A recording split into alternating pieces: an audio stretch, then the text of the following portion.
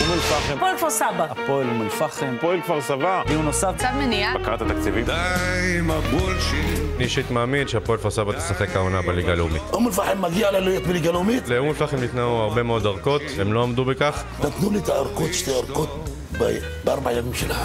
אז די עם הבולשיט. מה שיש כאן זאת שערורייה. זה ליגה ג', זה ליגה מוקצוענית. זה לא מתחת כדורגל, זה ביזיון. רפובליקת בננות, ההתאחדות לכדורגל, הבקרת התקציבים, צריך לסגור את הכדורגל הישראלי. די עם הבלוף.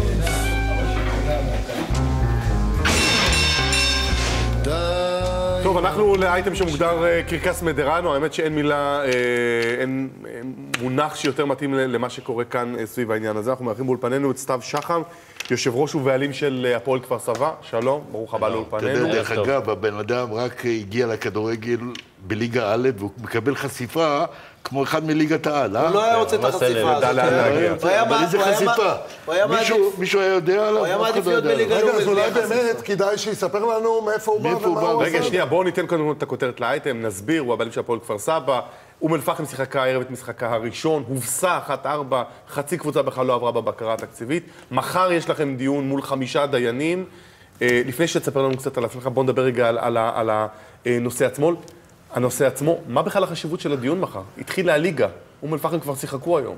טוב, קודם כל יש תקדימים בכדורגל הישראלי, לפחות 3 תקדימים של קבוצות שהתחילו את הליגה ויורדו ליגה, מכבי יפו ב-99, מכבי קריית גת ב-2004 וצפרירים חולון אנחנו ערוכים לדיון מחר.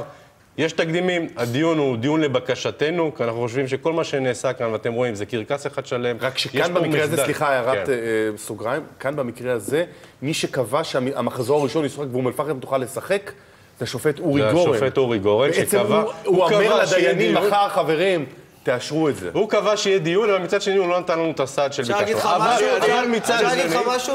אל תהיה לך דיון מחר, זה סתם. מצד שני, אותו שופט גורן היום סירב לבקשתה של אום אל-פחם להעביר 8 שחקנים. 8 שחקנים שהוחתמו על ידם בשבוע האחרון. מה זה החלמאות הזאת שיודעים שמחר יש דיון ונותנים להם לשחק? זה מה שהוא אומר, זה השופט גורן שאישר את זה. זה לא חלמאות, תגיד לי, זה לא... כל הפרשה הזאת זה חלמאות שעותיים. לפי דעתי אתם צריכים לתבוע את ההתאחדות. תביעה גדולה מאוד על הוצאות, על כל מה שעברתם בתקופה הזאת.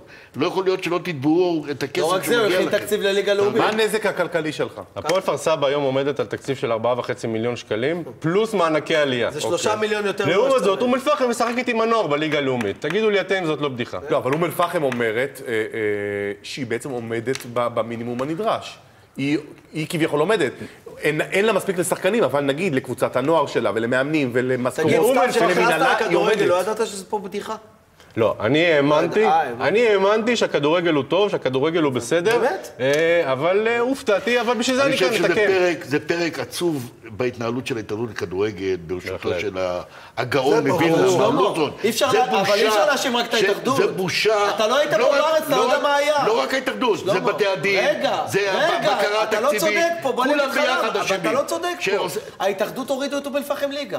הם הלכו לבית משפט חיצוני. מי החזיר את זה? אבי לוזון החזיר את זה. לא, בית המשפט החיצוני. זה לא נכון, שלמה. בפעם הראשונה אבי לוזון החזיר. לא נכון, בפעם הראשונה. היה פה מאום אל-פחם ואומר אבל מי שהוריד אותם ליגה זה ההתאחדות. ואז הם הלכו לבית דין חיצוני.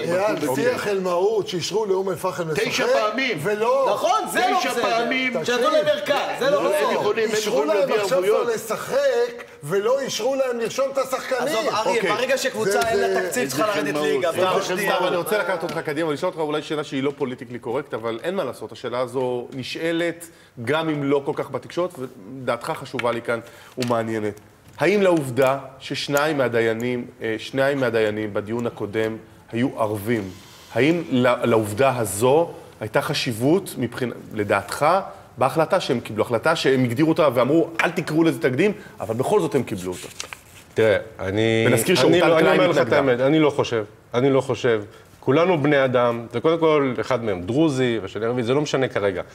מה שכואב לי זה שאנחנו היינו בעליון 4 פעמים, אחרי זאת הפעם החמישית, ובכל פעם החליפו לנו את הדיינים. כל פעם דיין אחר שלא מכיר את התיק נכנס, ולא משנה כרגע אם הוא נוצרי, יהודי, מוסלמי, זה לא משנה כרגע. לא יכול להיות מצב שיהיו 5 דיונים... אבל היה כאן מצב שאורטל קליין התנגדה, ושני דיינים... אני לא חושב, אני אישית לא, אני לא חושב, לא, אני לא חושב. כבודם של הדיינים, זה דיינים... רסקה חפר לך בור, תעשה טובה טיפול לתוכו, נו בחייך. לא, אני לא חושב, אני לא חושב. תשמע, אבל באיזשהו מקום, הרי זה לא הארגומנט שלכם, אבל זה הארגומנט שלהם, נכון? זה אחד הארגומנטים, היה פה... אייל, אתה צוחק, למה אתה צוחק? היה פה אחמד טיבי. אני צוחק ואני אענה לך את זה בפשטות. זה לא מריח טוב. זה לא מריח טוב. למה? כי זה לא מריח טוב. למה? כי עובדה ששופטת ישראלית פסקה לטובת כפר סבא. לא, כולם ישראלים. לא, יהודיה פסקה לטובת כפר סבא, ושניים ערבים פסקו לטובת אום אל-פחם. זה לא מריח טוב. אני אגיד לך משהו, אם אני הייתי ערבי, הייתי מעדיף... אני לא רוצה להגיד בוודאות מה, כי אני לא יודע מה נכון, אבל זה לא מריח טוב, אריה, זה לא מריח טוב. כל הסיפור הזה, כל הסאגה הזאת מסריחה. אריה, זה לא מריח טוב, לא מריח לי טוב. אבל לא רק זה, כל הסאגה הזאת, מהתחלת הדרך ועד היום, זה מסריח. זה כתם להתאחדות.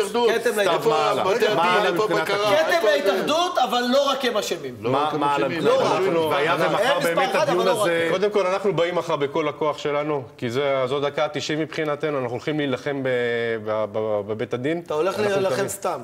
אנחנו נעשה מבחינתנו את המקסימום עם האוהדים שלנו. תראו, יש לנו תמיכה עזה. אתה צריך רק להודיע לאוהדים, באמת סתם, אתה צריך להגיד לאוהדים, שכל מה שלא יקרה מחר, בלי אלימות. לא, זה ברור. לא, אתה צריך להגיד, כי זה לא ברור. זה לא ברור, היינו שם בבית דין, מה היה שם בפעם שעברה. אתה יודע, אני אסביר לך מה היה בבית דין. זה לא משנה. לא, אני אסביר לך. יום קודם, אוהדי הפועל כפר סבא הקימו מאהל מחאה שקט. מול ההתאחדות, עשו על האש, סגנון של יום העצמאות. הגיעו החבר'ה מאום אל-פחם בשעה 11 בלילה, כביכול מהבקרה עם הצ'ק, ונופנפו לאנשים שלנו עם הצ'ק הזה. אתה צודק. אז למחרת שלא התפנו שכולם צועקים. ואוהדי הפועל כפר סבא צודקים, וכפר סבא צריכה לשחק בליגה לאומית, אבל בלי אלימות מחר. כי זה מאוד רגיש מחר. חבר'ה, ולא להתבלבל, אין פה יריבות בין כפר סבא לאום אל-פחם. יש כבר. לא קיבלתי את התשובה. מה הנזק הכלכלי שנגרם לך? ושתיים, האם אתה מתכוון לתבוע את ההתאחדות? למה נגרם נזק? כי הוא עשה תקציב לליגה לאומית. יש לו את הכסף בכיס. מה פתאום? הוא צריך לשלם את הכסף לשחקנים. זה מהכיס שלי, אני את התקציבים של ליגה לאומית. למה אום אל-פחם נלחמו על ליגה לאומית? לפי דעתי לפחות בזה צריכים לפצות אותו, מחר בדיון, לפצות אותו ב1,000,000 או 1,500,000 שקל, על זה, על הנזק הזה. מאיזה כסף יפצו אותו? להתאחדות. לא מעניין אותי. אל תדאג, כשהם רוצים הם מוצאים. יש להם כסף? הם צריכים לפצות אותו. דקה אחרונה, נלך הביתה, יהיה להם כסף. דקה אחרונה, סתיו, הגעת לפני חודשים ספורים להפועל כפר סבא. אלי יאני הביא אותך, ספר לנו קצת עליך, אתה יזם הייטק, נכון? כן, אני יזם הייטק, יש לי אבל כמה אני חברות מבין הייטק. שהיחסים אלי יאני התקררו קצת. לא, ממש לא. מה זה לא התקררו? למה אלי יאני? אני דיברתי עם אלי יאני, הוא אמר לי שאתה עכשיו פועל לבד, בלי אלי יאני. חבר'ה, תנו לו לענות רגע. אלי יאני אני יודע דברים. אבל אני רוצה לשמוע מי האיש אני יודע קודם. מאלי יאני שהוא אמר לי שהוא כנראה עוזב אותך. אז עוזב. בסדר, תרגע, תן לו, הוא בעל המאה, הוא רוצה... רכשנו את הקבוצה לפני 3 חודשים, אני אלי יאני ועמותת הלב הירוק שקיבלה 10% מהבעלות של המועדון. אני אישית יזם הייטק, יש לי קרן הון סיכון, יש לי הרבה חברות הייטק. באתי לכאן כי אני אוהב כדורגל, כי אני רוצה לעשות משהו חדש. אני אוהד הפועל כפר סבא, אני אוהד כדורגל בכלל. שיחקת?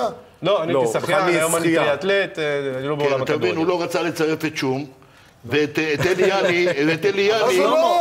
יאני הוא שם בצד, והוא היום מחליט לבד. כמה זמן אתה חושב שאתה תהיה בעל הבית של הפועל כפר סבא? אבל אפשר להגיד לך משהו.